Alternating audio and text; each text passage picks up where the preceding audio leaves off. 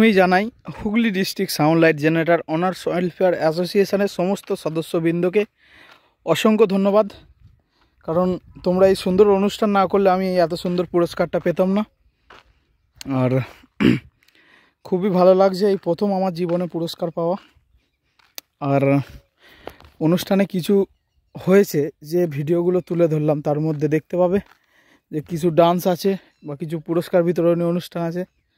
তো দেখো, আশা করি ভালো লাগবে। নতুন যারা আসছো চ্যানেল সাবস্ক্রাইব করছো না, ভাই মনে করে সাপোর্ট করতে পারো, এইটুকুই আশা। তো চলো দেখে নাও ভিডিওটা।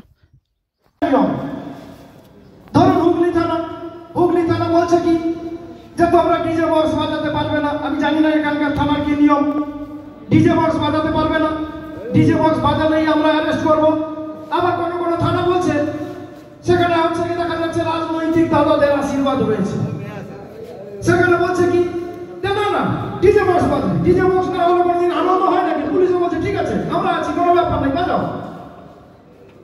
তাহলে আপনাদের নিয়মটা কি, নির্দেশিকাটা কি? সেই জায়গায় আমাদেরকে বন্ধু আজকে আন্দোলনের মাধ্যমে আজকে সমবেত হয়ে আমাদের অধিকারটা কিন্তু অর্জন করা কিন্তু প্রয়োজনীয়তা এসে গেছে। সংগঠনটা আমরা কেন করব? সংগঠন করব আন্দোলনের জন্য। আজকে টোটো রিক্সা, আজকে মেশিন ভ্যান, এগুলো কিন্তু কারোর কিন্তু কোনো লাইসেন্স নেই, কারোর কিন্তু কোনো লাইসেন্স নেই। তাদের ইঞ্জিন রিক্সাটা কেনাটাও বৈধ নয়, টোটো কেনাটাও বৈধ নয়। আমাদের কিন্তু প্রত্যেকটা স্পিকার, প্রত্যেকটা অ্যাম্পলিফায়ার আমাদের বৈধতা রয়েছে। আমরা জিএসটি বিল দিয়েছি, আমাদের ট্রেড লাইসেন্স রয়েছে, আমরা সমস্ত সিস্টেম মেনে আমরা ব্যবসা করছি। তাহলে আমাদেরকে প্রতিনিয়ত কেন হ্যারাসমেন্টের শিকার হতে হবে?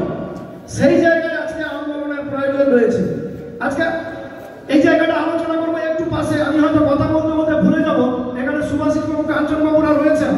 আমরা আস্তে আস্তে আমাদের দীর্ঘদিন ধরে একটা আলোচনা করেছিলাম যে আমরা সম্মেলন উদ্বোধনের আগে আমরা কিন্তু একটা জাতীয় পতাকা তুলে আমরা কিন্তু সম্মেলনের উদ্বোধন করি। এখানেও নিশ্চিতভাবে বোধহয় হয়েছে, আমরা দেরিতে এসেছি তাই আমরা হয়তো লক্ষ্য করিনি। কিন্তু জাতীয় পতাকা উত্তোলন করা হোক, তাতে কোনো প্রতিবাদ নেই, কোনো প্রতিবাদ থাকারও কথা নয়, যেহেতু আমরা ভারতবাসী, আমাদের জাতীয় পতাকা নিয়ে গর্বিত। কিন্তু প্রত্যেকটা সংগঠনের কিন্তু একটা নির্দিষ্ট ফ্ল্যাগ পতাকা থাকে। সে যে কোনো সংগঠনই হোক, সে রাজনৈতিক সংগঠন হতে পারে, সমবায় সংগঠন হতে পারে, কিন্তু আমাদের সাউন্ড লাইট সংগঠনের কিন্তু নির্দিষ্ট কোনো পতাকা নেই। সেই জায়গায় সুভাষিস বাবু, কাঞ্চন বাবুদের আমি অনুরোধ করে যাব, আপনারা যদি আমাদের জেলার সাথে সহমত হয়, সঙ্গে সঙ্গে আমি মেদিনীপুরের সঙ্গে আলোচনা করেছি, খড়গপুরেও আলোচনা করেছি, কেশিয়ারি বিভাগেও আলোচনা করেছি, তারাও সহমত পোষণ করেছে যাতে আমাদের পতাকা একটা নির্দিষ্ট কালার, রং এগুলো বিবেচনা করে আমাদের সাংগঠনিক যেন একটা পতাকা যেন একটা তৈরি করা হয়। জাতীয় পতাকার পাশাপাশি আমরা আমাদের সাংগঠনিক পতাকা হয়েছে। ধন্যবাদ আপনাদের। সেই সাংগঠনিক পতাকাটা আমি অনুরোধ করব প্রত্যেকটি জেলায় যেন একই পতাকা সহমতের ভিত্তিতে সবাই মেনে নিয়ে প্রত্যেকটা জেলায় একই কালারের পতাকা কিন্তু উত্তোলন হবে আমাদের এই জাতীয় পতাকার পাশাপাশি। এই কথাটা আমি বললাম। এরপরে যাচ্ছি সাংগঠনিক আলোচনায়। এবারে সাংগঠনিক ব্যাপারটা হচ্ছে গিয়ে বিভিন্ন জেলায় কিন্তু বন্ধু বিভিন্ন রকমের রুলস থাকে। কোন শহর অঞ্চলে থাকে কি যে বলে আমার এই শহরাঞ্চলে ঢুকতে হলে আমাদের শহরাঞ্চলে